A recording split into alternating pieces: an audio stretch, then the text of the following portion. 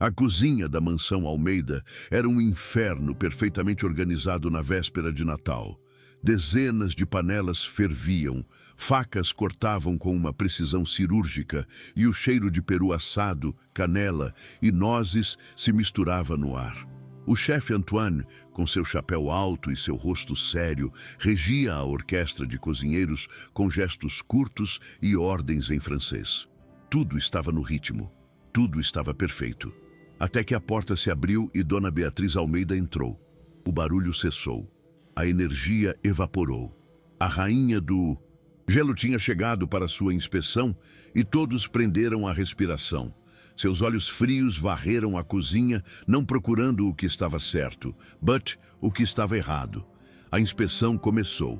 Dona Beatriz caminhou pela longa bancada de aço inoxidável, onde os pratos finalizados aguardavam. Ela parou em frente a uma travessa de salmão defumado, decorado com endro e alcaparras. Inclinou-se, os olhos semicerrados. "Antoine!" ela chamou, a voz sem nenhuma emoção.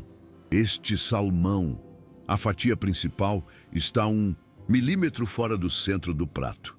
O chefe permaneceu em silêncio, o rosto uma máscara de pedra. "Jogue fora e faça de novo. Eu quero perfeição. Não um trabalho de restaurante de beira de estrada."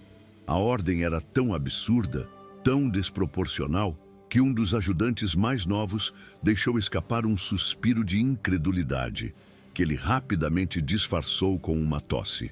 A carnificina continuou. Um prato de canapés foi condenado porque um deles estava um tom mais dourado que os outros. Uma terrine de foie gras foi descartada porque a geleia de figo por cima não estava brilhante o suficiente. Para cada prato, Dona Beatriz encontrava um defeito microscópico, uma desculpa para exercer seu poder, para mostrar que ela podia se dar ao luxo de jogar fora o que a maioria das pessoas consideraria um banquete. O desperdício não era um efeito colateral de sua busca pela perfeição. Era o objetivo. Era uma demonstração de status, uma forma de dizer ao mundo que ela era tão rica que a comida, para ela, era descartável. Chefe Antoine apenas assentia. "Sim, senhora, com certeza, senhora." Por fora, ele era o profissional submisso, mas por dentro, uma fúria antiga fervia. Ele tinha crescido pobre nos subúrbios de Lyon, onde cada migalha de pão era sagrada. Tinha aprendido a cozinhar com sua avó, que lhe ensinou que o maior pecado de um cozinheiro era o desperdício. E agora ele era pago, e muito bem pago, para cometer aquele pecado todos os dias. Para servir a uma mulher que não entendia nada de comida, apenas de aparência. Ele odiava cada segundo daquilo, mas engolia sua raiva. Precisava do emprego. Com um gesto cansado, ele indicou a um assistente para que levasse os pratos condenados para o descarte nos fundos. A caminhada da cozinha quente e barulhenta até o beco dos fundos era como cruzar um portal para outro mundo. O cheiro delicioso de comida dava lugar ao cheiro frio e úmido da chuva de verão que caía lá fora, misturado ao odor azedo do lixo. Antoine carregava a travessa de salmão, uma obra de arte que lhe custou horas de trabalho. Chegou às grandes latas de lixo de metal, abriu a tampa e, com um gesto que doía em sua alma, raspou o salmão perfeitamente fatiado, as alcaparras, o endro, tudo para dentro de um saco de lixo preto. Sentiu-se um criminoso, um traidor de sua própria profissão. Ele não estava apenas jogando comida fora, estava jogando fora seu tempo, sua arte, seu respeito próprio.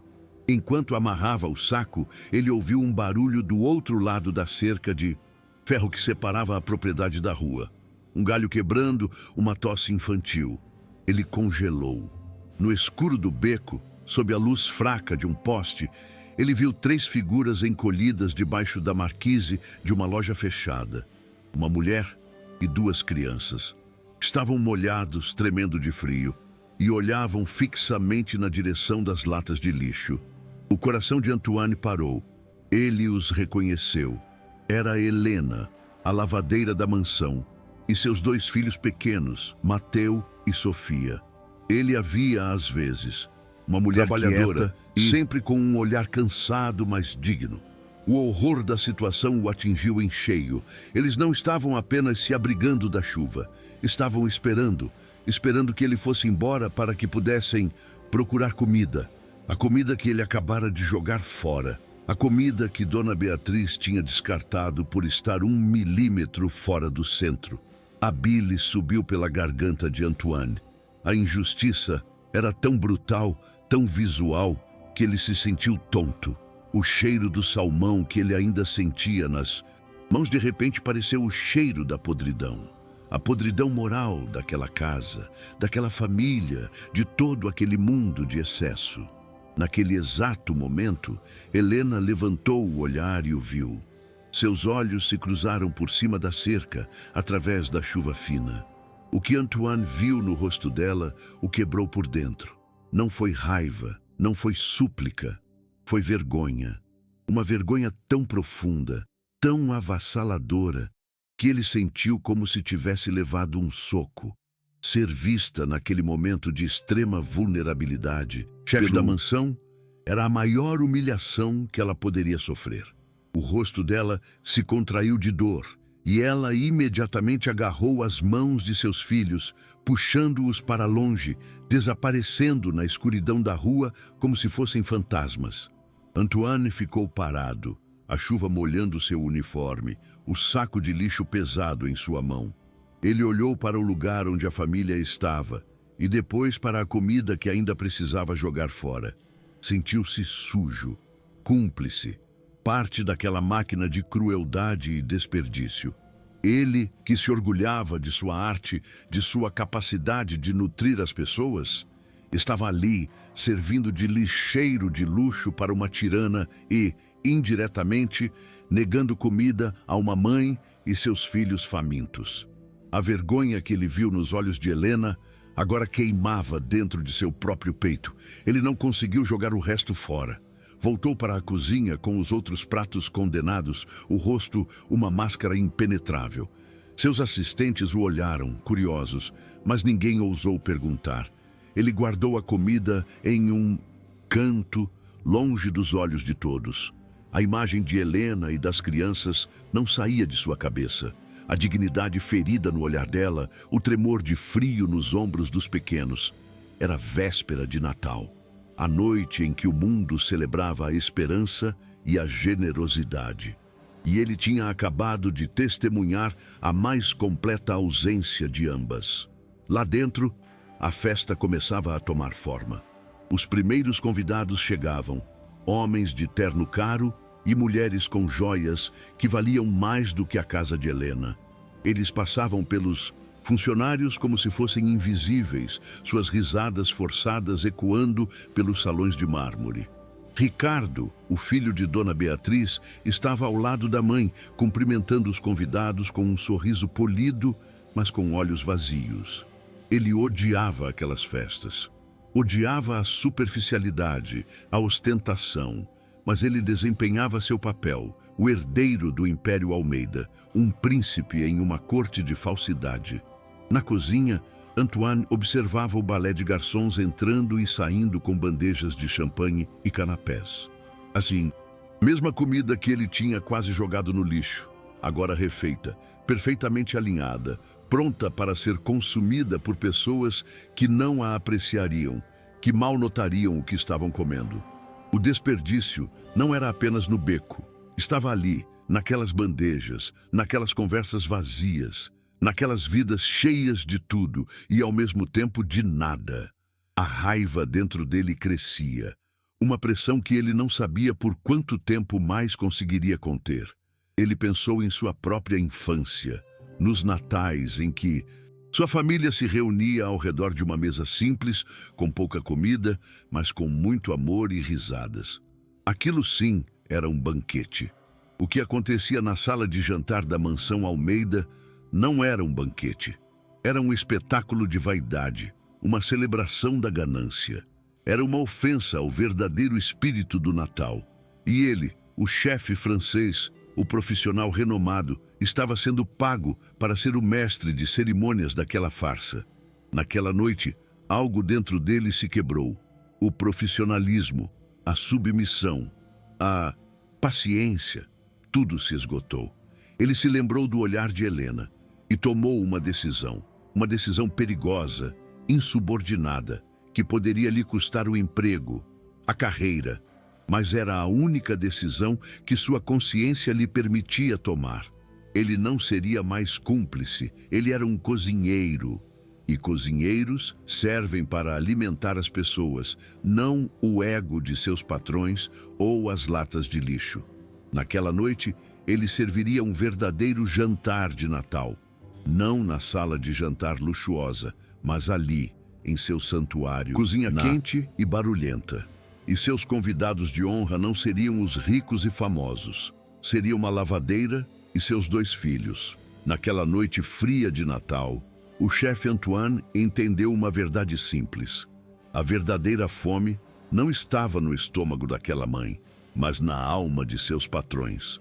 E ele, um cozinheiro, sabia que a única cura para aquele tipo de fome era um banquete de dignidade, servido com respeito e uma porção generosa de compaixão. E ele mesmo o serviria, custasse o que custasse. A rebelião silenciosa do chefe estava prestes a começar.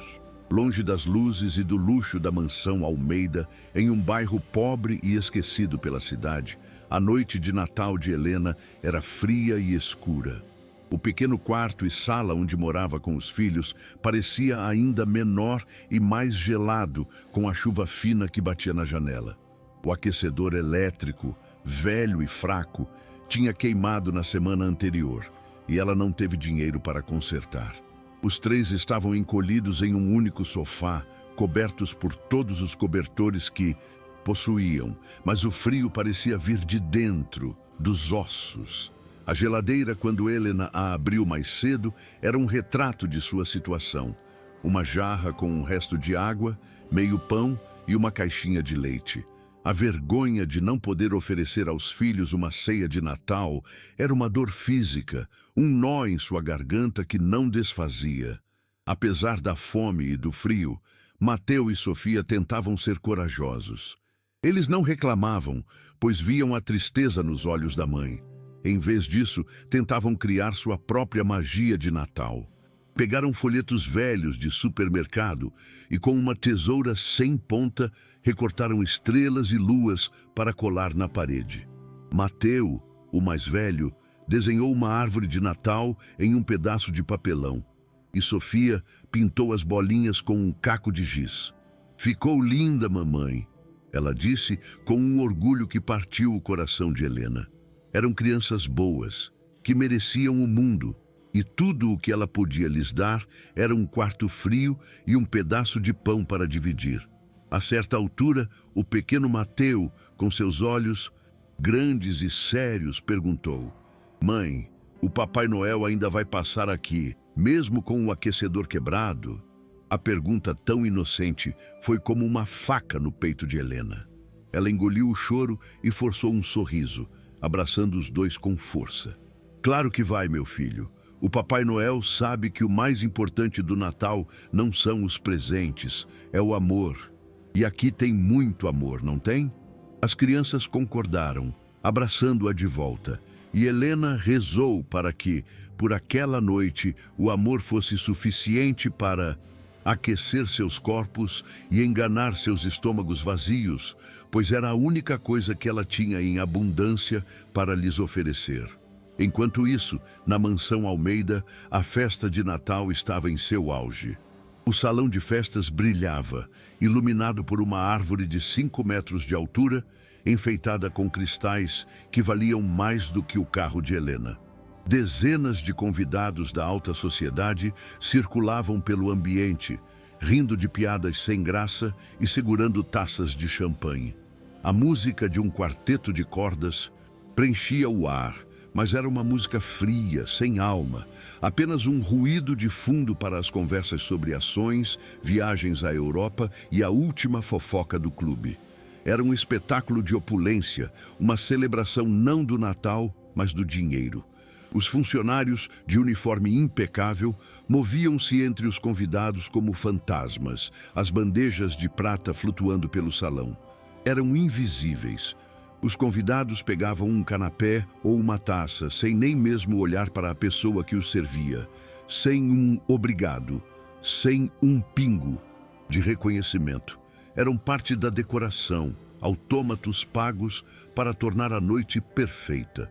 Ricardo, o filho da dona da casa, observava tudo de um canto, um sorriso polido no rosto, mas com uma sensação de náusea no estômago. Ele se sentia um ator em uma peça que odiava, repetindo as mesmas falas vazias, ano após ano. A superficialidade daquela vida o sufocava. Na cozinha, o chefe Antoine estava no limite. O ritmo frenético de servir 50 convidados exigentes já era estressante. Noite cada prato que ele montava era uma tortura. Ele não via mais a comida, via o rosto de Helena, via a vergonha em seus olhos, via as mãozinhas de seus filhos, encolhidas de frio. A imagem não o abandonava. Era como uma assombração, um fantasma do mundo real que tinha invadido sua cozinha de fantasia. Ele olhava para a montanha de comida, para os perus dourados, para as tortas perfeitamente decoradas, e tudo o que sentia era um profundo e amargo nojo. A cada vez que um garçom voltava com uma bandeja, a tortura se repetia. O convidado da mesa 3 não gostou do ponto do pato, chefe. Mandou voltar. A senhora da mesa 7 disse que a sobremesa está doce demais. Pratos quase intocados eram trazidos de volta e a ordem era sempre a mesma: jogar fora. O desperdício era obsceno. Antoine via aquele pato perfeitamente cozido indo para o lixo e imaginava o sorriso que ele colocaria no rosto do pequeno Matteo. Via a torta doce sendo descartada e pensava em como os olhos de Sofia brilhariam ao prová-la. A injustiça era tão concreta que ele podia quase tocá-la. O profissional dentro dele, o chefe francês treinado para a perfeição e para a obediência, estava em guerra com o homem, o filho de uma família pobre, que sabia o que era a fome. E o homem estava vencendo. Ele não conseguia mais ser apenas um funcionário. Ele não conseguia mais apenas obedecer. A imagem da família de Helena no beco tinha quebrado algo dentro dele, algo que ele não podia mais consertar. Ele se sentiu cúmplice, não apenas do desperdício, mas da humilhação daquela mulher. E sua consciência se recusava a ficar em silêncio por mais tempo. O ponto de ruptura veio quando um convidado importante, um banqueiro amigo de Dona Beatriz, mandou de volta uma travessa inteira de camarões gigantes, reclamando que um deles parecia um pouco pálido. A desculpa era tão ridícula, o ato tão arrogante, que Antoine sentiu o sangue subir à cabeça. Ele olhou para aqueles camarões, frescos, perfeitos, que poderiam ser a única refeição de uma família por dias. E então olhou pela janela, para a chuva que continuava a cair, e pensou em Helena e seus filhos, em seu quarto frio e com a geladeira vazia. Naquele instante, a decisão foi tomada.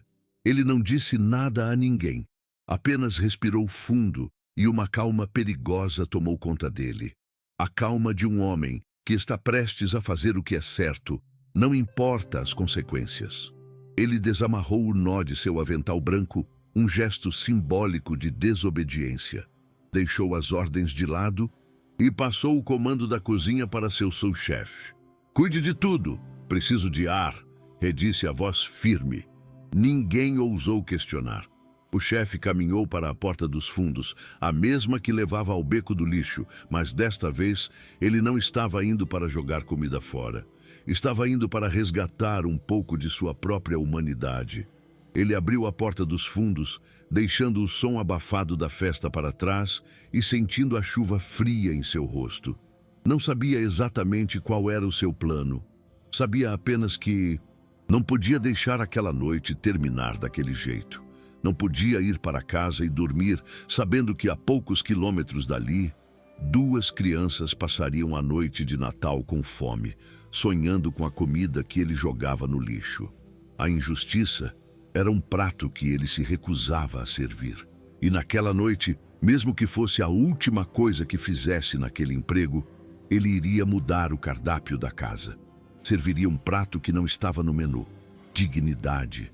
Antoine não sabia o endereço de Helena, mas sabia o bairro onde moravam os funcionários de nível mais baixo. Ele tirou seu chapéu de chefe, vestiu um casaco simples por cima do uniforme e saiu na chuva. A cada passo para longe da mansão, o contraste do mundo se tornava mais gritante. Ele deixou para trás o som do quarteto de cordas e as risadas falsas, e entrou em um mundo de ruas mais escuras, casas mais simples, e o som distante de sambas e forrós vindo de rádios e quintais. Aqui, as luzes de Natal não eram de cristal, mas pisca-piscas coloridos e baratos, pendurados com um orgulho que emocionou o chefe. Depois de perguntar em uma pequena mercearia, ele encontrou a rua de Helena. A casa dela era a mais humilde da rua, pequena, com a pintura descascada. Pela janela, ele pôde ver. Mateu e Sofia dormiam abraçados no sofá, cobertos por um lençol fino. E na pequena varanda da frente, sentada em um degrau, estava Helena. Ela chorava em silêncio, o corpo sacudindo com os soluços que ela tentava abafar para não acordar os filhos. Era a imagem da mais pura e solitária desesperança. O coração de Antoine se quebrou. Ele se aproximou devagar. O som de seus sapatos na calçada molhada a fez levantar o olhar. Ao vê-lo, o rosto dela se encheu de pânico e vergonha. Ela se levantou, pronta para fechar a porta, para se esconder. Helena. Ele a chamou, a voz suave, mas firme. Por favor, não se assuste. Ele não estendeu uma sacola com comida, não ofereceu esmola. Ele a olhou nos olhos, de igual para igual. Eu sou um cozinheiro. Meu trabalho é alimentar as pessoas. E eu me recuso a falhar no meu trabalho na noite de Natal. Ele fez uma pausa. E então disse as palavras que mudariam a noite dela. Nenhuma criança passará fome na minha cozinha. Não esta noite. Por favor, acorde seus filhos e venha comigo. A oferta era tão inesperada, tão digna, que Helena ficou sem reação, as lágrimas paradas em seu rosto. A luta interna de Helena era visível. Seu orgulho, sua última defesa contra um mundo que a humilhava, a mandava recusar, a mandava fechar a porta na cara daquele homem e de sua pena. Mas então, ela olhou para dentro, para seus filhos dormindo, para a barriguinha deles que doía de fome. E o amor de mãe venceu o orgulho. Ela não podia negar àquelas crianças a chance de uma refeição quente na noite de Natal. Com um aceno de cabeça quase imperceptível, ela aceitou. Acordou as crianças com cuidado, vestiu nelas os casacos finos e os três seguiram o chefe pela noite chuvosa, como se estivessem seguindo uma estrela guia, improvável. A volta para a mansão foi uma operação secreta. Antoine os guiou pela entrada de serviço, por corredores escuros que ele conhecia de cor, pedindo silêncio com gestos suaves. As crianças, sonolentas e confusas, agarravam-se às pernas da mãe, assustadas com o luxo silencioso e sombrio daquela casa. Chegar à cozinha foi como chegar a um oásis. O calor, a luz, o cheiro de comida, era outro mundo. Antoine os levou para um canto mais afastado, onde ficava uma grande mesa de aço usada para preparar os vegetais. Sentem-se aqui, fiquem à vontade. Esta noite, esta parte da cozinha é de vocês. Ele disse com um sorriso. E então, o banquete secreto começou. Antoine não lhes deu as sobras, nem os pratos rejeitados. Com a precisão e a arte de um grande chefe, ele montou 3 pratos novos, idênticos aos que estavam sendo servidos na sala de jantar. Fatias generosas de peru assado, um montinho de purê de batatas cremoso, vagens francesas salteadas na manteiga. Ele colocou os pratos na frente deles. Os olhos de Mateu e Sofia se arregalaram. Eles nunca tinham visto comida tão bonita em suas vidas. Helena começou a chorar de novo, mas desta vez as lágrimas eram de uma gratidão tão avassaladora que ela mal conseguia respirar.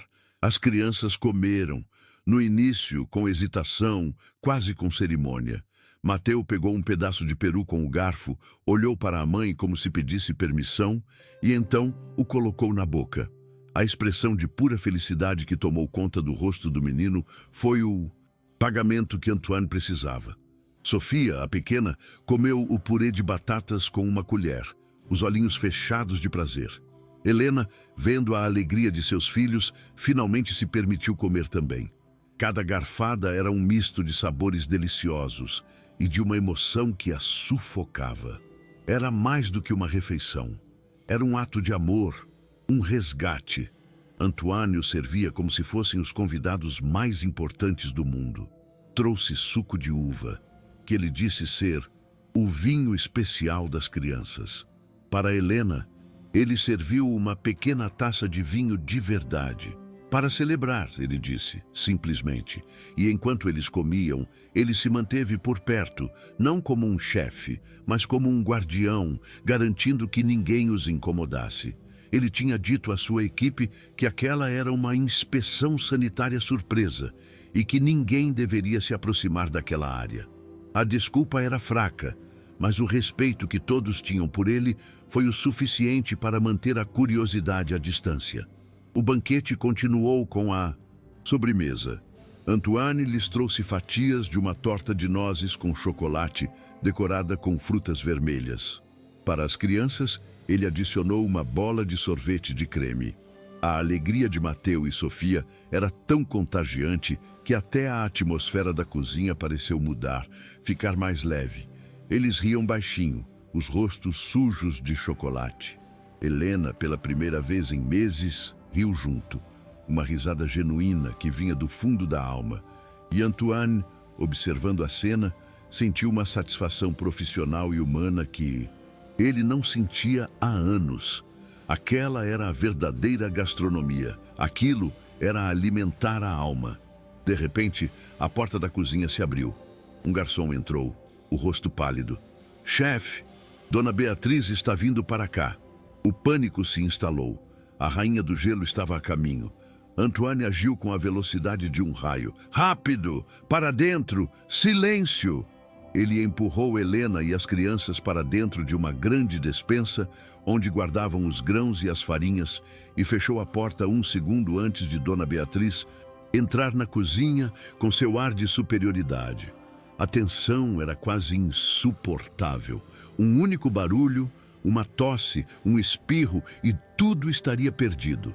A felicidade deles estava escondida atrás de uma porta, a centímetros da mulher que mais a odiava. Dona Beatriz entrou reclamando de um dos vinhos. «Está com um gosto de rolha, Antoine. Resolva isso». Ela caminhou pela cozinha, os olhos de falcão inspecionando cada canto. Passou a centímetros da porta da despensa. Antoine sentiu o coração parar. Apenas concordava com a cabeça. «Sim, senhora. Imediatamente, senhora», rezando para que ela fosse embora logo. Dentro da despensa escura e apertada, Helena tapava a boca de seus filhos, os três prendendo a respiração, ouvindo a voz da mulher que representava todo o medo e a humilhação de suas vidas. Era a cena de um filme de suspense. Finalmente, depois do que pareceu uma eternidade, Dona Beatriz saiu da cozinha. Antoine esperou um minuto inteiro antes de suspirar de alívio e abrir a porta da despensa. A família saiu, pálida e tremendo. O susto tinha sido enorme. O clima de festa tinha se quebrado. Helena, com os olhos cheios de pavor, disse: «Nós precisamos ir, agora». «Obrigada por tudo, chefe, mas é muito perigoso».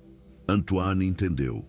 A rebelião dele tinha chegado perto demais do desastre. Ele concordou, o rosto sombrio. A noite mágica estava terminando de uma forma amarga. Mas o que Antoine e ninguém na cozinha sabia era que a rebelião secreta deles tinha tido uma testemunha improvável. Do lado de fora, no jardim, Ricardo, sentindo-se sufocado pela falsidade da festa de sua mãe, Tinha saído para tomar um ar na chuva fina. Ele caminhou até perto das grandes janelas da cozinha, atraído pela luz e pelo movimento. E ele viu, não a parte da despensa, mas o que veio antes. Ele viu o famoso e arrogante chefe francês de sua mãe servindo, com uma ternura que ele nunca imaginou que o homem possuísse, um prato de peru para a pequena filha da lavadeira. Ele viu o sorriso no rosto da menina ao provar o purê. Ele viu a cena inteira. E aquilo o atingiu com uma força que nenhuma bebida, nenhuma reunião de negócios jamais conseguiu. Do lado de fora, na escuridão do jardim, Ricardo permaneceu imóvel, a chuva fina molhando seu terno caro, sem que ele percebesse.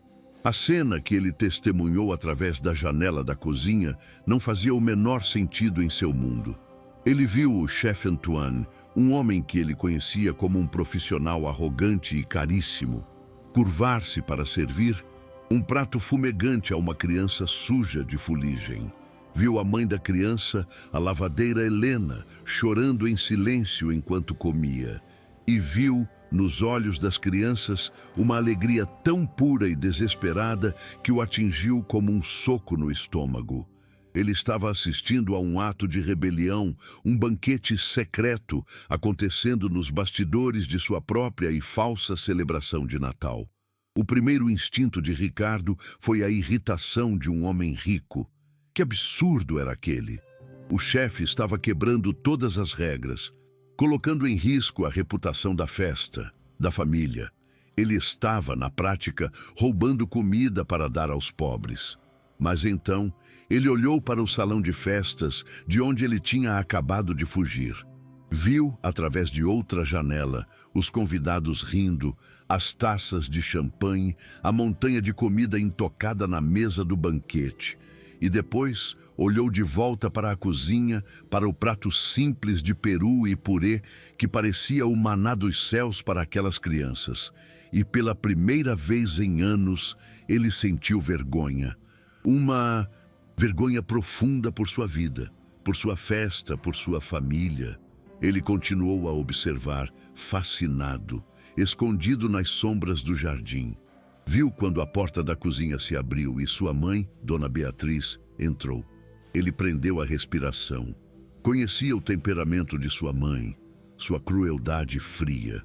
Se ela descobrisse, o inferno desabaria sobre o chefe e sobre aquela pobre família. Ele viu a tensão no corpo de Antoine. Viu a forma como o chefe se posicionou para esconder a visão da despensa. Ele se viu, para sua própria surpresa, torcendo pelos fugitivos, torcendo para que sua mãe, a rainha daquela casa, fosse enganada. E quando ela saiu, sem descobrir nada, o alívio que Ricardo sentiu foi imenso e revelador. Ele estava do lado deles. Depois do susto, ele viu a cena se desenrolar até o fim. Viu Antoine dar às crianças um pequeno saco de papel, provavelmente com biscoitos ou pães para o café da manhã. Viu Helena agradecer ao chefe, não com palavras que pareciam não ser necessárias, mas com um olhar de uma gratidão tão profunda que era quase uma oração. E viu o chefe apenas assentir, com a dignidade de um homem que simplesmente fez o que era certo. Não havia arrogância, não havia pena. Havia apenas humanidade, um ato de pura e simples decência no meio de um oceano de futilidade. E Ricardo entendeu que aquela cena, na cozinha dos fundos, era o único verdadeiro milagre de Natal acontecendo em sua casa. A epifania o atingiu com força. Sua vida inteira pareceu uma farsa. Os negócios, o dinheiro, as festas, tudo era um jogo de aparências. Ele se lembrou de seu pai, um homem que veio do nada e construiu aquele império, mas que nunca esqueceu suas raízes, que sempre tratou o mais humilde dos funcionários com respeito. O que seu pai pensaria daquela festa? O que ele pensaria de sua nora, Beatriz, jogando comida no lixo enquanto uma família passava fome do outro lado do muro? Ricardo sentiu que tinha traído não apenas sua própria consciência, mas o legado de seu pai. Ele não era um homem frio como a mãe. Estava apenas adormecido, anestesiado pelo luxo e pela conveniência. Ele decidiu, naquele momento, que não podia mais ser um espectador. Ele precisava fazer alguma coisa, precisava intervir. Não sabia como, nem o que diria, mas sabia que não podia voltar para aquela festa e fingir que nada tinha acontecido. Não depois do que viu. Ele deu as costas para a janela da cozinha, o coração batendo com uma mistura de raiva e de um novo e estranho propósito. Ele caminhou de volta em direção ao salão de festas, não mais para fugir, mas para confrontar a mentira que era a sua vida. Ele era o herdeiro daquela fortuna, o futuro chefe daquela família, e era hora de começar a agir como tal. Mas o destino se antecipou a ele. Quando ele estava prestes a entrar no salão, ouviu uma comoção vinda do corredor que levava à cozinha. Uma voz feminina, alta e estridente, gritou: "Beatriz, Beatriz querida, você não vai acreditar no que eu acabei de ver. É um escândalo." Era a voz de uma das convidadas mais fofoqueiras, uma mulher que adorava um drama. Ricardo parou, o coração gelado. O segredo tinha sido descoberto, e não por ele, mas da pior maneira possível. A bomba estava prestes a explodir, não em particular, mas no meio de 50 dos membros mais influentes da alta sociedade. O caos se instalou rapidamente. A convidada, com os olhos arregalados de excitação maliciosa, narrava o que viu. "Eu fui à cozinha pedir um copo de água e vi o chefe servindo um banquete da lavanderia para a mulher e suas crias. Na sua cozinha, Beatriz, usando seus pratos." A fofoca se espalhou pelo salão como um incêndio. As risadas pararam. O quarteto de cordas emudeceu.